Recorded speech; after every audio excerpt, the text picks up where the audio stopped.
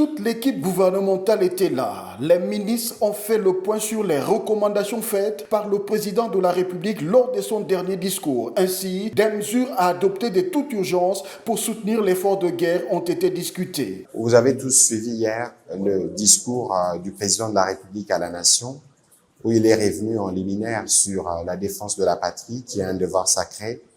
Et dans son discours, il avait donné les axes d'un certain nombre d'actions qui devraient être mises en œuvre très rapidement pour être à la fois en mesure d'apporter le soutien nécessaire et l'appui nécessaire à nos populations du Nord Kivu, mais aussi au FARDC, où on devait regarder notamment les questions humanitaires. La nécessité de la mobilisation de l'ensemble de la population pour la défense de la patrie a fait partie des stratégies. Le président de la République a parlé de la nécessité pour tous les Congolais de se rassembler pour défendre notre dignité et notre intégrité du territoire.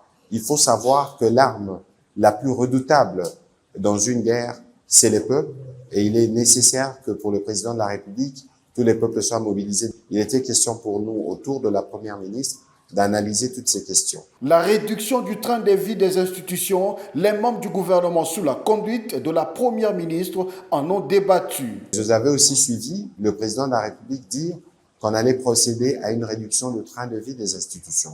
À ces propos, les ministres des Finances et celui du Budget ont déjà commencé des réflexions pour faire très rapidement des propositions au gouvernement pour voir dans quelle mesure les institutions, les acteurs institutionnels pourront être le premier à montrer l'exemple pour la nécessité, en tout cas, de contribuer à l'effort de guerre.